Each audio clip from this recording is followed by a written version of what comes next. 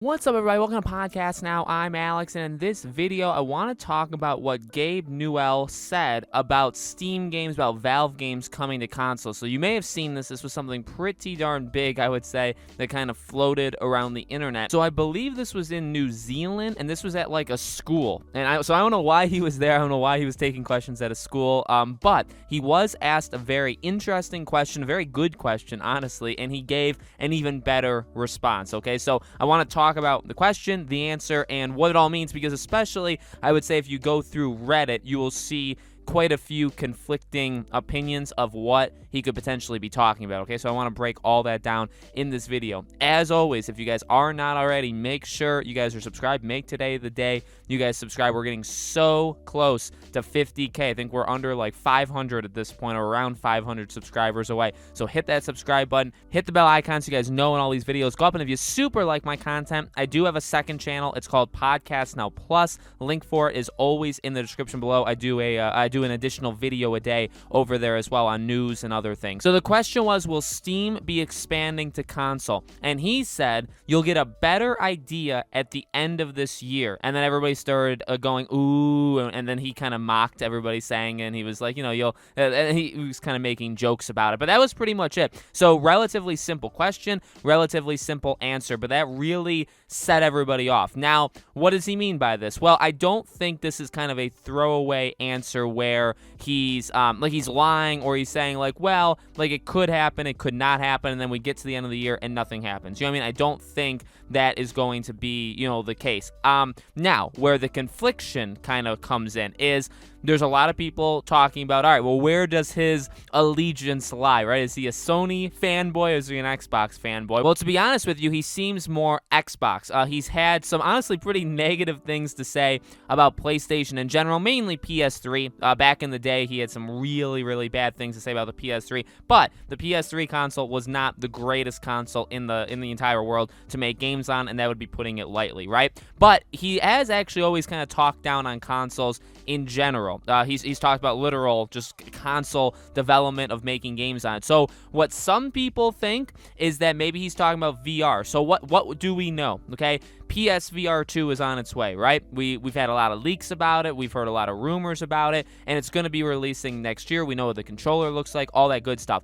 I think, and I do agree with people, because you see countless people, Half-Life Alex, I think, which is my name, by the way, not spelled the same way, but I do think that Sony is going to put that game on PSVR 2. I think that makes a lot of sense. Steam would make a lot of money from that, or Valve would make a lot of money from that, and Sony gets the people that would buy their headset specifically to play that game. So I think part of it, at least part of it, could mean that that's what's going to happen, basically. I did see some people say like maybe it's just going to be like a smart app on the console to be able to play like through the computer, basically like on your screen. That's definitely possible. That sounds more like a thing that Microsoft would kind of really like. We've heard about Game Pass. Do you bring Game Pass maybe to Steam? Is that something possible to do? And then do you just and I guess all of these are and/ors, right? Because they can happen kind of individually, and maybe that's it. Or it could be all of these things, to be honest with you, or it could be obviously a combination of it. But I don't really, to be honest with you, I don't think there's anything wrong with a world where PlayStation gets Half-Life Alyx for the PSVR 2. Certain games are accessible on all these consoles, right? Even say the Half-Life games themselves. So say we can just play them on PlayStation and on Xbox. Say Xbox or Microsoft works out a deal with them to do something like Game Pass, right? And they kind of get an integration there. I think, honestly, there are a lot of different ways of going. And I guess I don't want to leave the Switch out, too, because the Switch is a console. And to be flat honest with you, the Switch sells better than any of the other consoles we're talking about. The Switch has games that sell better than any of the other consoles we're talking about. And I'm talking about Microsoft and Sony. So I don't want to discount the Switch, because I know it doesn't really get talked about, but to be honest, it quietly destroys everything in its path. And I actually really respect Nintendo and respect the Nintendo Switch for that. So, and again, you have games like Left 4 Dead. I mean, you have a lot of possibilities of games, Portal, that you can bring over. So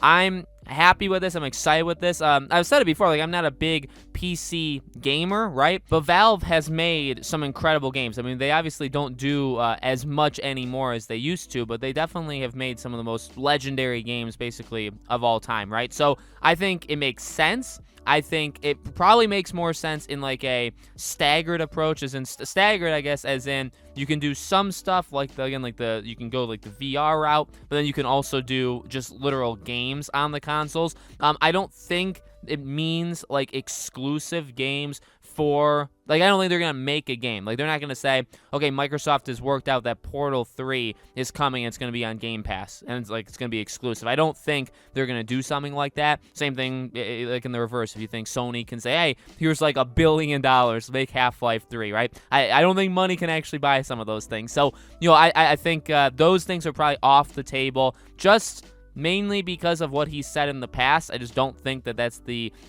path that Valve is going to go. But I do think just having games be more accessible and have them be played on these different consoles, I think that's definitely going to be coming. So let me know, guys, in the comments below, what do you think? Do you think, well, I guess, which path do you think they do? Do you think they do VR stuff? Do you think they do exclusivity with Microsoft or Sony or whatever? Let me know. As always, make sure you guys are subscribed to this channel. Again, if you haven't already, hit the bell icon so you guys know when all these videos go up, and we will patiently wait for whatever is going to happen because of this to happen, okay? Thank you for watching, guys, and I'll see you all on the next video.